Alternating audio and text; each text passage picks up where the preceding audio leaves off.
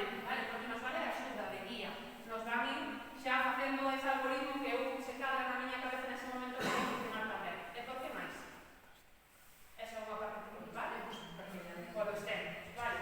Se eu tardo moito en avisar, eses tempos que hai de espera inevitable, porque non podemos ter asistencia sanitaria en cada esquina do mundo, pois tamén se van a ir alargando. Entón, moitas veces é importante alertar de maneira precoz, inda que eu despois resolva a situación, a ver, como que chamar por chamar, pero inda que eu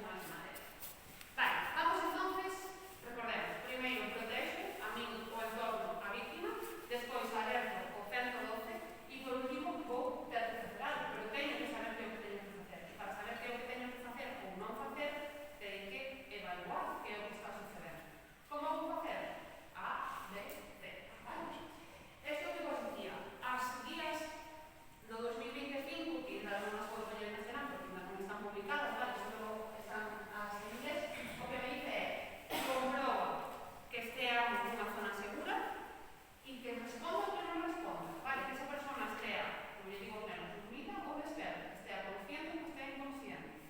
Si non está consciente, si non pode estar con a persona, si non pode saber exactamente o que está facendo, vai chamando xa, vale?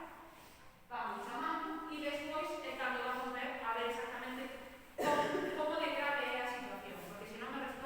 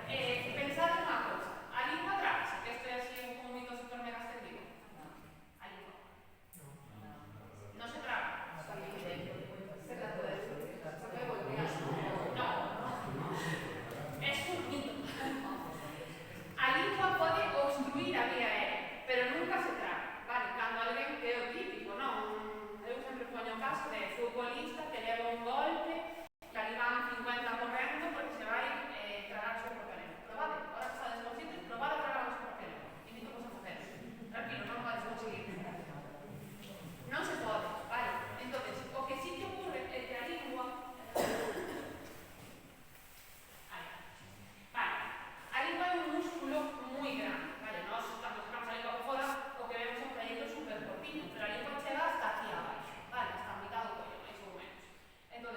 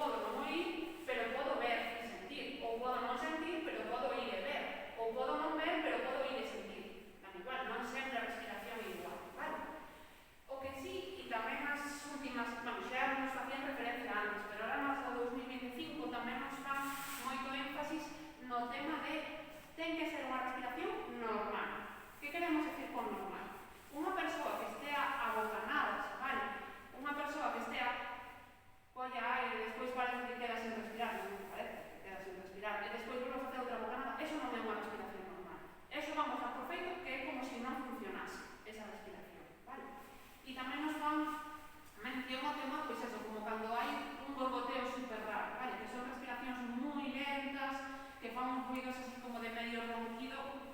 Cando vexamos unha respiración moi anómala, o feito que xa vamos ter realentado o 112, vale? Porque xa o fixamos no momento que víamos como persona que non respondía, vale? Xa chamábamos aí, xa nos van enviando. Pero no momento en que vexamos que unha persona ten unha respiración que non consideramos moi normal, normalmente xa vamos dar por feito que esa respiración tampouco é efectiva e que, por tanto, debemos ter que reanimar, vale? Que é outro dos cambios que nos introducen as guías do 2020. Vale, entón, vexo, ollo e sinto esa saída e entrada de aire. De aí que eu tamén colla a cabeciña do neno ou da persoa, vale, e me acerco. Claro, teño que facer acercándome mirando para arriba, non para outro lado. Cando faga algo con esa práctica, é como que mira para outro lado, vale? Entón, non podo perder demasiado tempo, pero sí podo aproveitar hasta 10 segundos non temos que estar por cronómetro, vale? Pero quero dicir, non é macheo e xa está, non é fácil nunha situación no que unha persoa se encontra mal. Entón, hasta 10 segundos podo invertir en valorar se esa persoa está respirando de maneira máis ou menos normal ou non, vale? Insisto, non teño por que darse as tres as cousas. Podo, se cadra, non notar que sube e baixo o peito, pero se o sinto e o oigo, o aire, vale. Inda que non o sinta ou non oia o aire sanito entrar, se o vexo o peito que sube e baixa, tamén me vale. Vale, porque se cumpla unha das tres, aquí damos por ok. Pero ten que ser unha respiración normal, vale? Un jadeo, ese jadeo que lle chamas e tal, o gasping este non me vale, vale? Se bocanadas así anormais, non vale, vale? Traería un vídeo, pero sei que hai xente que cando é así que agresiva, os vídeos non se están ben. Pero bueno, todo o mundo sabemos que unha respiración normal e o que xa nos empeza a entender así unha botella. E como xa temos prealertado o 112, que a diferencia que tiñamos respecto ás días anteriores, eles xa nos van dicir como é esa respiración, incluso que ya cheguemos un móvil a cara da persoa, vale? E xa van valorar se eso é efectivo ou non, vale? Ante a dúbida tamén é verdade que é mellor facer algo nestes casos que non facer nada, vale? Ben, e por último, vamos a facer de circulación. E por que vamos a facer de circulación se vos dixen que non tomábamos o pulso? Vale, porque é verdade que non tomamos o pulso, pero hai unha cousa que sí que teríamos que ver na fe, e o tema da circulación se está excesivamente comprometida. É dicir, unha persoa que se estea desangrando, a mí desde me vai ventilar super ben a esa persona, ter esa persona super oxigenada, si se está desangrando. Non, vale? Entón, na circulación o único que vamos ver é que non haxa unha hemorragia importante. Se está desangrando un pouco por unha man, me da igual. Todos toleramos unha pérdida sanguínea. Pero claro, non pode ser unha pérdida sanguínea que se está desangrando esa persona en cuestión de minutos, vale? É o único que miraríamos na fe. ¿Sí? Ben. Vale. Entón, indo xa un pouco máis os rapaces. Algo super frecuente. Os altragados. Por qué? Porque meten todo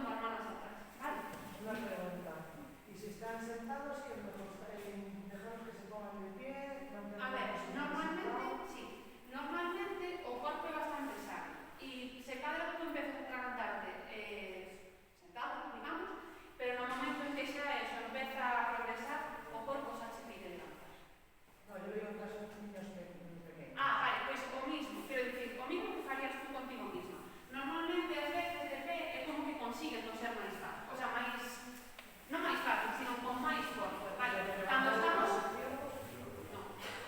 Os brazos, por moito que os vamos, o que os baixemos non fai que tú teñas máis forza ao coser, para nada, eso é outro dos mitos que temos así extendidísimos por aí, vale? Entonces, cando unha persoa se atraganta, se está sentada e así é capaz de toser ben, perfecto.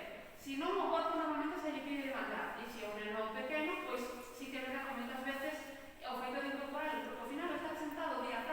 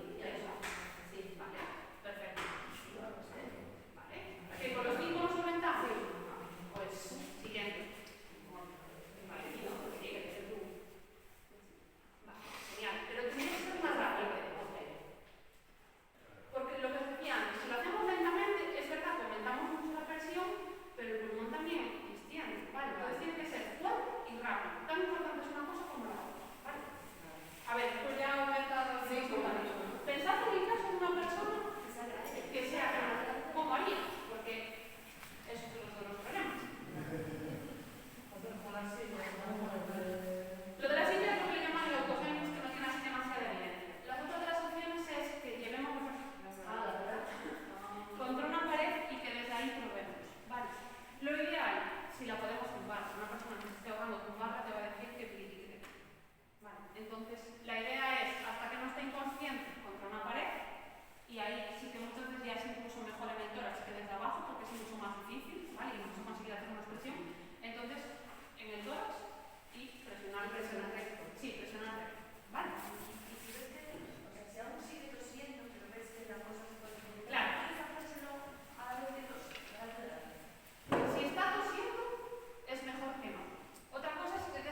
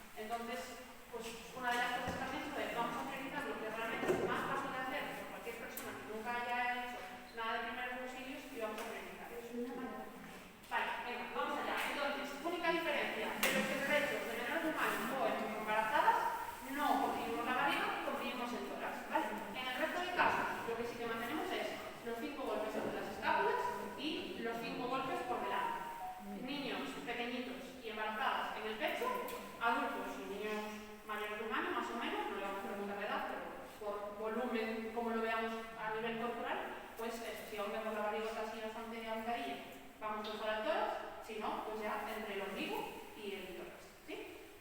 Vale.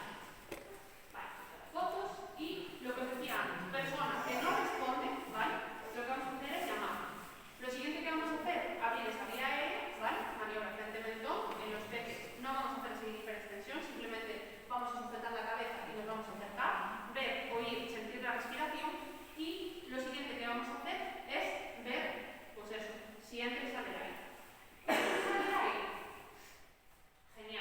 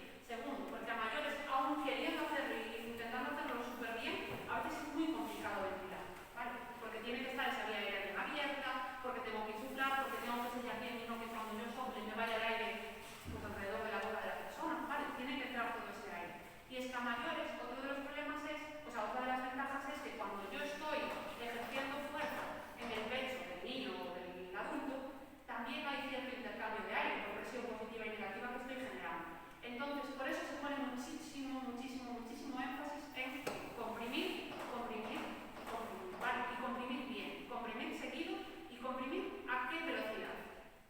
Al ritmo de la Macarena. Vale, que siempre se dice, evidentemente no te vas a poner a cantar la Macarena, pero es un ritmo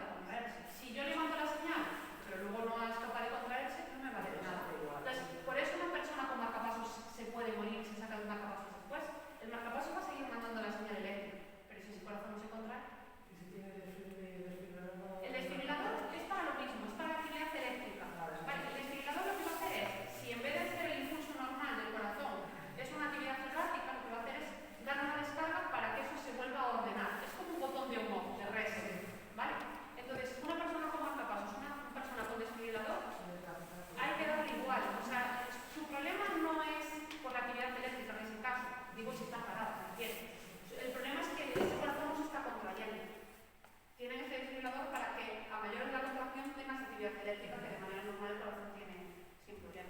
Pero son dos problemas independientes, todos del corazón, pero no tienen nada que ver con el otro. Vale, o sea, puede fallar uno, puede fallar el otro, y el problema es que nada me vale tener unos marcapasos si luego no hay gestación, y nada me vale tener gestación si luego no se conoce. ¿Vale? ¿Más dudas? Sí. Mira, yo el último curso que hice de primeros auxilios, hablando de los ahogados, nos dijeron eso, que en principio, quitando en niños y En ahogados. exacto, en ahogados, que a los ahogados que sí, que Lo mismo. las 5 primeras se le hacen, si funciona bien, y si no, ya te olvides, te vayas Eso es. directamente a la recuperación. Eso es. Por lo que os decía, vale, porque al final pensad en, aunque la causa sea respiratoria, si yo no estoy moviendo ese corazón, no me vale absolutamente nada. Y porque también se ha visto en algunos estudios que solo con el hecho de, a ver, evidentemente cuanto más hagas mejor, ¿no? Y cuanto mejor se haga, mejor va la redundancia, pero con el hecho de comprimir se ha visto que se puede favorecer esa supervivencia, mientras que si tú no comprimes y pierdes tiempo intentando ventilar, por lo difícil que es, sin tener un entrenamiento específico para ello, y aún teniéndolo, ¿vale? Ahí está el problema de la supervivencia. Claro, Entonces, es que eso fue lo que nos decían. sí, o Pues sea, a menos que sean niños o lactantes, ahogados. o las 5 primeras de los ahogados, no perdáis el tiempo Eso es. en darle la insuflación. Por eso las recomendaciones son esas, o sea, favorecer las compresiones. Las compresiones es en lo que nos tenemos que centrar, no perder el tiempo en intentar ventilar. Sí que es verdad que los bebés se deja ahí esa cosita, porque sí que es verdad que a veces los bebés solo con dar esas insuflaciones ya está, porque su problema solo es respirar. Solo es un respiratorio de inicio, claro. Luego si no se solventa, se mantiene. Pero, o sea, si solo tuviera que dar una recomendación y esto fuera a 2 minutos de RCP, te diría, comprime. En el centro del pecho, 120 respiraciones con compresiones por minuto. Y ya está, nada más. Que tenemos 2 minutos más, te digo, vale, si es un niño o un ahogado, dale primeras 5 insuflaciones de boca a boca. Si ves que te funciona, genial. Si no, da igual, no pierdas tiempo. Vete a comprimir y ya. ¿Vale? En el centro del pecho, comprimiendo entre 5 centímetros, y los niños en un tercio, pero no te vas a poner a medir. Es decir, comprime lo suficientemente fuerte como para que veas que se hunde el pecho. ¿Vale? Y eso, comprimimos considerablemente. Y parece tonta, ¿no? Pero No, ¿cuándo parar? O sea, paro cuando llega la ayuda. Vale. O cuando estoy cansada, tengo que decirle a otra persona que lo haga, porque también es tanta fuerza o no se puede cansar. Vale, cuando decimos eso, ¿cuándo parar? Hay 3 casos en los que diríamos que podríamos parar. Uno es que realmente veamos que hay algo que no se puede recuperar y ver que hay algo que no se puede recuperar, quiere decir que la cabeza esté en un lado y el cuerpo esté en otro. Vale, eso es un signo indiscutible de que esa persona no va a sobrevivir. Pero si no, yo no soy quien de juzgar si esa persona la veo muy pálida, la veo, no sé, que ella está un poco fría. De hecho, una persona fría, aunque os dice que el frío empeoraba al tema de la población, sí que es verdad que mejora la supervivencia del cerebro. Entonces, de hecho, pues, yo por ejemplo, que trabajo en la UCI, tenemos una máquina para enfriar a los pacientes cuando están en un ciclo neurosparado. Pero eso es secundario. Una persona, por muy fría que esté, no vamos a nosotros valorar desde fuera si esa persona es reanimable o no. La vamos a reanimar, ¿vale? Porque en ese sentido sí que juega a favor de su supervivencia, ¿vale?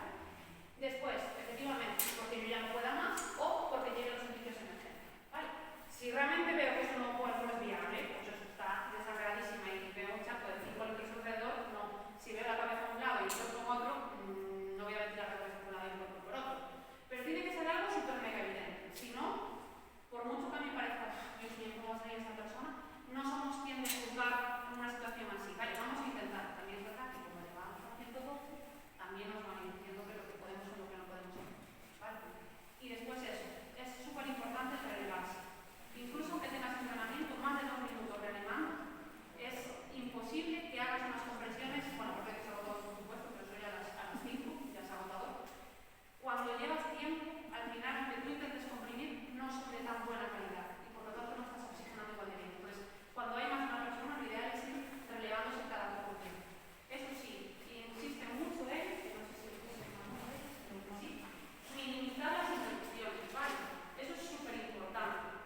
Minimizar las interrupciones en las compresiones. O sea, si me voy a acostumar, que no pasa mucho tiempo entre que yo dejo de comprimir y tal. Es decir, yo no dejo de comprimir hasta que la otra persona está preparada para comprimir. ¿Vale? No es como, venga, yo estoy cansada, vete viniendo tal. No. Porque el tiempo de compresión es lo que hace que esa persona sobreviva y sobreviva sin secuelas. Un poco relacionado con desangramento, si se produce un accidente e ao mesmo tempo temos un corte, un traumatismo, está desangrándose e pode faltar a ventilación ou a consciencia ou algo así, que é prioritario? Vale. O que falábamos, ten que ser algo que realmente comprometa de verdade. Vale? É dicir, a sangre é super escandaloso, porque ás veces coas tiñas de nada de sangre parece que temos ali un salto tremendo. Si é un corte en la que sangre un pouco, pero que non realmente estea comprometendo que estea salindo sangre aí seguido contundente, entonces vamos igual, vamos a centrarnos en ventilar y comprimir, ¿vale? O sea, ver que realmente respiro o no.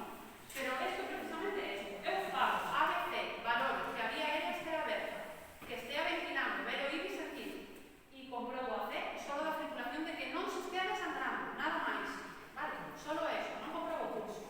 Pero unha vez que fago este ABC, o que vou facer é actuar según CAB, é dicir, o primeiro no que me pararía sería en parar esa hemorragia importante, ¿vale? Y despois sí pasaría o tema da ventilación e da reanimación. Vale, entón, valor consciente e ABC. Está inconsciente. Abro a vía aérea, con maniobras de mentón. AB de ventilación. Ver, oír, sentir, ¿vale? Y unha vez que fago esto, si o problema xa está na C, ¿vale? No tema de que se me está desangrando realmente, entonces aí, claro, a ver, depende por onde se me está desangrando. Pero ainda así, si eu teño que parar unha hemorragia que realmente se estea desangrando, é o primeiro que teño que facer. Non vou poder comprimir nada se esa persona está desangrada. Bueno, podo comprimir mi pouco, pero non vou conseguir nada. Vale? Entón, evalúo ABC, pero quedo na C, si é que me teño que parar en nada. Vale? O sea, fago consciente ou inconsciente, respondo ou non respondo. Si esa persona non responde, chamo 112. E mentre vou chamando 112, vou vendo se respira. Como? Primeiro abro a vía aérea, ¿vale? A de abrir a vía aérea, B de ventilación, B de oír sentir. Y por último paso a C. C de simplemente valorar la circulación de si esa circulación está comprometida, si se está desangrando realmente, ¿vale? Y si se está desangrando non vale con poñer un dedillo encima e un poquito e ya miro si está. Unha persona que se está desangrando hai que facer moita forza e oprimir aí moito para parar esa hemorragia tan importante. Tamén é certo que, obviamente, non suele ser a maioría dos casos, vale? Pero se é o caso, está claro que se eu non me paro na C, se eu non evito que se desangre, xa podo comprimir e facer unhas ventilacións estupendas, que non vou conseguir nada. Máis dúbidas? Non?